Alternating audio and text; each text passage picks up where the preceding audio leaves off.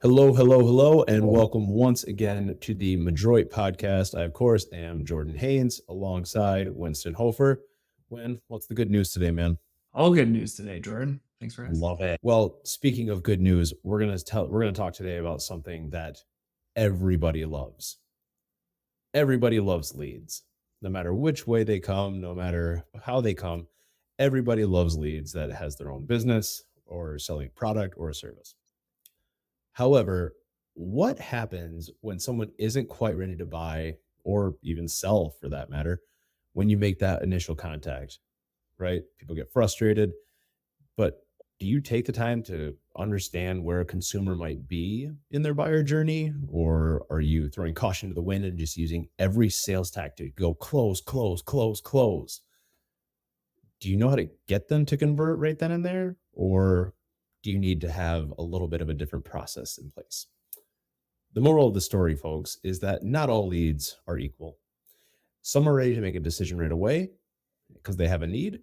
Others need to take their time and do some research, get to know you, and build trust before it's time to make that call. So, what types of leads do you think of as I kind of just rambled on right there? Yeah, absolutely. It's exciting stuff.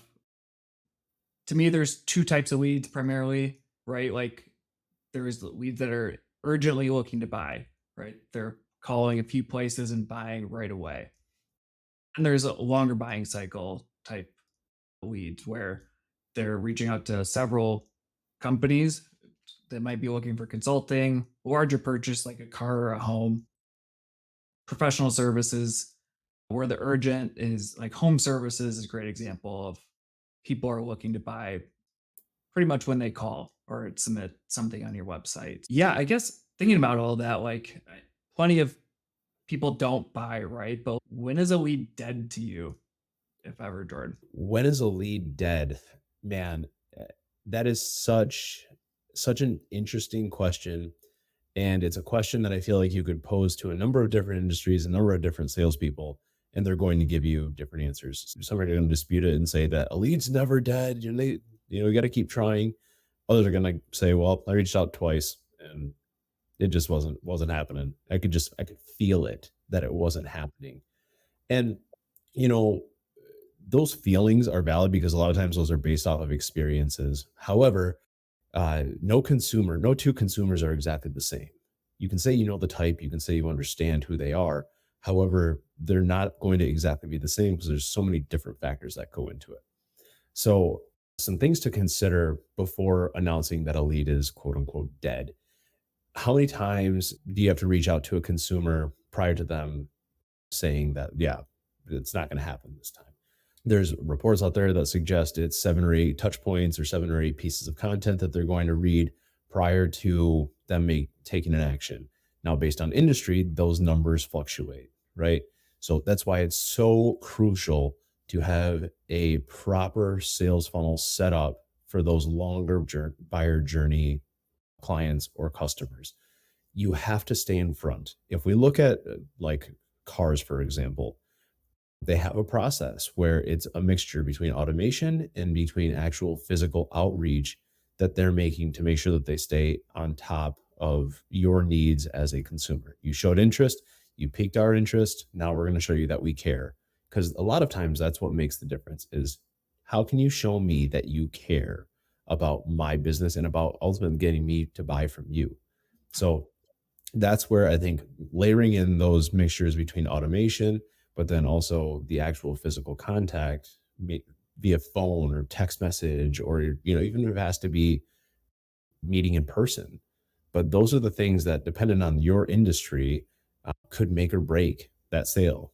I've personally had it where a salesman told me because they went out and they met the customer in person, like that's ultimately what closed the deal for them. And I think that's a great piece of knowledge to have as you're in your industry. So I think when another question that I have, just as I was talking there, is what happens when they are dead?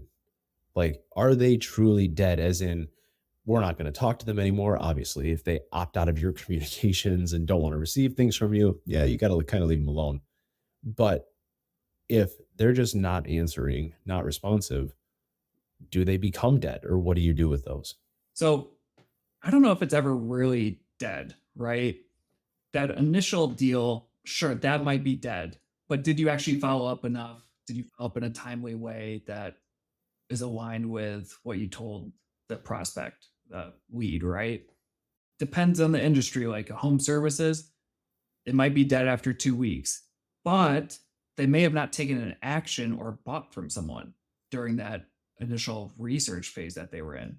So there's still an opportunity. For example, if someone was looking to buy a deck or fix up their lawn, 2 weeks goes by, but they haven't actually bought from anyone, there's still a chance.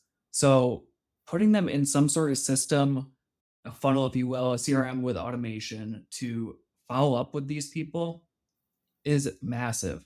You can capture so many opportunities that you think are dead, but they really aren't. You say massive, I say must. If you don't have that in place, I think you're missing out on a lot of potential opportunities because you're exactly right. I think it's you don't know with certainty what they're doing, what action they're taking, if they've taken another action, if they're shopping, or life happens. People are busy. So if you don't reach out after 2 attempts again because you're just like, "Well, they didn't reach out or they didn't respond, then I'm just gonna move on." No, I would say follow up again and again and again because you don't know for sure. Let them tell you when they're Yeah. done, right? Even if it's a situation where there is an urgent need, if they man, a funny story with this actually, we had bees in our backyard. They'd fly around, pretty harmless, not the end of the world. However, my wife, our kids like to play in the backyard. Wife likes to be in the backyard, landscaping, all that good stuff. Hard to do when there's a bunch of bees flying around. Jordan, I need you to call. Jordan, you need to call. You need to call, get the house treated, whatever the situation is. Yes, urgent need. I need something right now. However, maybe a week went by, maybe 2 weeks went by, right? And I did get that follow up from doing that initial research, and it kept these companies top of mind for me when, a bee was buzzing around one of my kids' heads one day and was like, and it, you know, I was like, "Oh, man, that's right, I need to call." So, first thing I did, searched through my emails, bam, there they were, right? It showed up just that fast. So, did they call me 75 times in that span of time? No, they didn't, but they followed up with an email and just gave me the option as consumer to be like, "Hey, guys, I'm actually ready for sure now."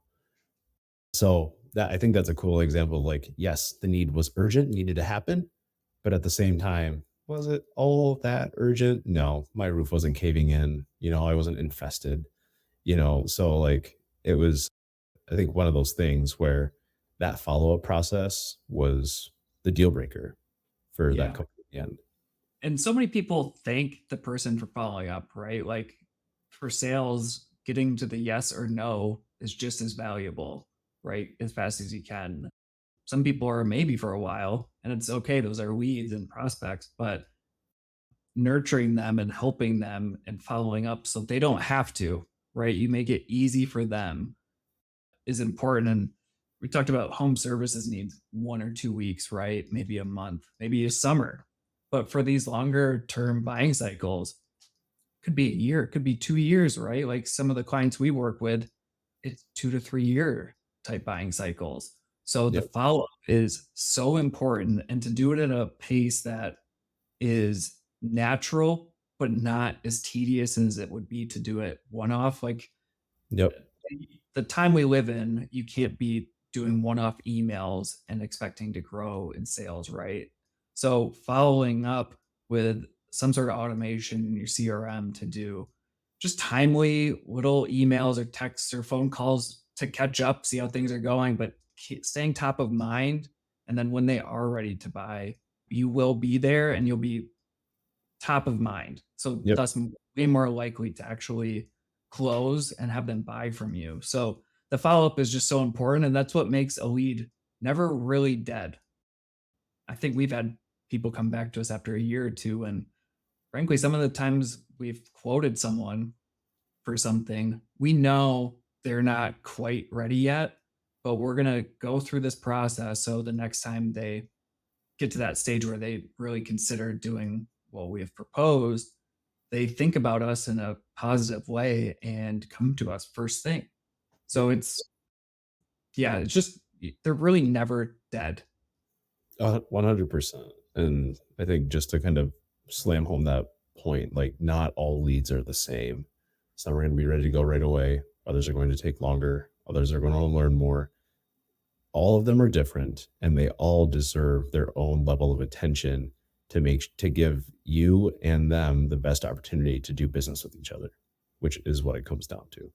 So customizable solutions that are catered to your unique audiences is a lot of time what's required if you're truly going to operate efficiently from a sales standpoint. So with that, guys, that's what we have for you today. As always, please, if you like what you heard today, make sure you like and subscribe our podcast, however you listen to your podcast. And as always, if you'd like to get in touch with us about a topic you want to talk on or just want to pick our brain on things, please reach out to us at madroitmarketing.com/podcast. Thanks, guys. Have a great day. Thanks.